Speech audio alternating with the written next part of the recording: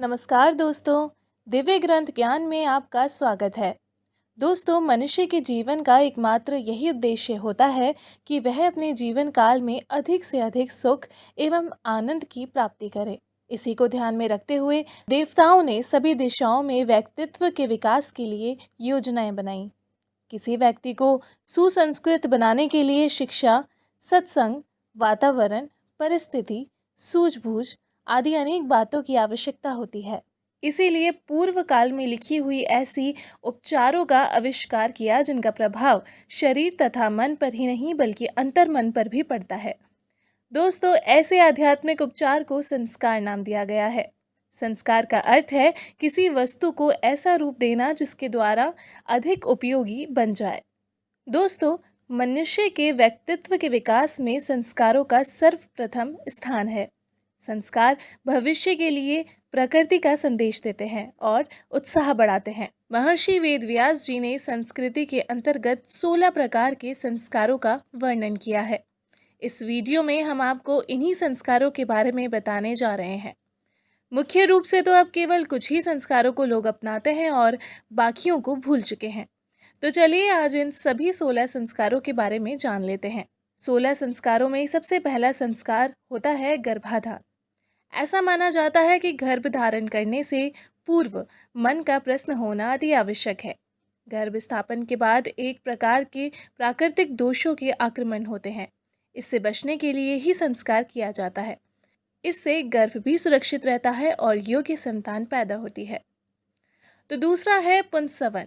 ये संस्कार गर्भधारण के 3 महीने के पश्चात किया जाता है, क्योंकि इस समय गर्भ में पल रहे शिशु का मस्तिष्क विकसित होने लगता है। दोस्तों, तीसरा संस्कार है सीमांत संस्कार। ये संस्कार गर्भ के चौथे, छठे और 8वें माह में किया जाता है।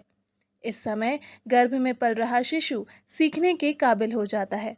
उसमें अच्छे गुण और स्वभावएं, इसके लिए माँ उसी प्रकार आचार विचार, रहन सहन और व्यवहार करती है। दोस्तों, चौथा संस्कार है जातकर्म। इस संस्कार में शिशु को शहद और घी चटाया जाता है। साथ ही वैदिक मंत्रों का उच्चारण किया जाता है ताकि बच्चा स्वस्थ और दीर्घायु हो। दोस्तों, 5वां संस्कार है नामकरण संस्कार। इस संस्कार का बहुत अधिक महत्व होता है, क्योंकि इसमें जन्म नक्षत्र को ध्यान में रखते हुए बालक को नाम दिया जाता है। ये बालक के व्यक्तित्व का विकास करता है, इसीलिए नाम सोच समझकर और बहुत ध्यान से रखना चाहिए। दोस्तों, 6वां संस्कार है निष्क्रमण संस्कार। इस संस्कार में बच्चे को सूर्य और चंद्र की ज्योति के दर्शन कराए जाते हैं।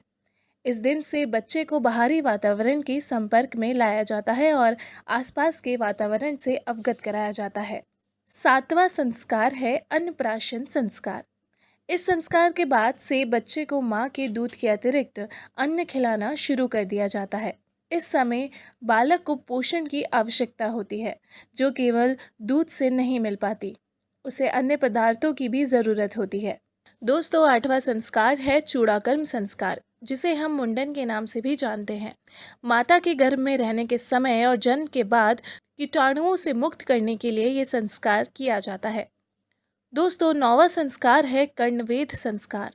कर्णवेध संस्कार का अर्थ है कानों को छेदना।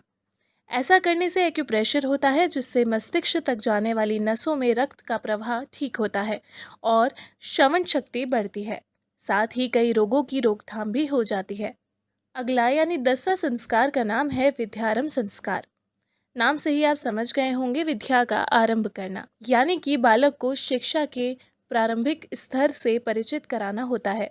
प्राचीन काल में गुरुकुल की परंपरा थी, इसीलिए बालक को गुरुकुल भेजने से पहले घर पर ही अक्षरबोध करा दिया जाता था। दोस्तों, अगला यानी 11वां संस्कार है यज्ञोपवीत संस्कार। बच्चे की धार्मिक और आध्यात्मिक उन्नति के लिए ये संस्कार किया जाता है, जिसमें जनेऊ धारण कराया जाता है। दोस्तों, 12वां संस्कार है वेदारंभ संस्कार। इस संस्कार के पश्चात बालक को वेदों का ज्ञान दिया जाता है। प्राचीन काल में वेदों का ज्ञान दिया जाता था। आज ये संस्कार हमारे देश में कम देखने को मिलता है। दोस्तों, 13वां संस्कार है केशांत संस्कार। इस संस्कार का उद्देश्य बालक को शिक्षा क्षेत्र से निकालकर सामाजिक क्षेत्र से जोड़ने का है। गृहस्थ आश्रम में प्रवेश का ये प्रथम चरण है। दोस्तों अगला यानी 14वां संस्कार है समावर्तन संस्कार। इसका अर्थ है फिर से लौटना। आश्रम या गुरुकुल से शिक्षा प्राप्ति के बाद व्यक्ति को फिर से समाज में लाने के लिए ये संस्कार किया जाता है। इस संस्कार के बाद ब्रह्मचारी व्यक्ति को मनोवैज्ञानिक रूप से जीवन के संघर्षों के लिए तैयार किया जाता है। दोस्तों 15वां संस्कार है विवाह। ये संस्कार सर्वाधिक महत्वपूर्ण संस्कार माना जाता है और वर वधु दोनों ही साथ रहकर धर्म के पालन का संकल्प लेते हुए विवाह करते हैं। दोस्तों आध्यात्मिक और मानसिक विकास के लिए विवाह जरूरी होता है। दोस्तों अगला यानी आखिरी 16वां संस्कार है अंत्येष्टि संस्कार। जब मनुष्य का जीवन काल समाप्त हो जाता है तब उसके शरीर को पंच तत्व में विलीन करने का विधान है। हिंदू मान्यता के अनुसार 16 संस्कारों में से ये एक महत्वपूर्ण संस्कार भी है।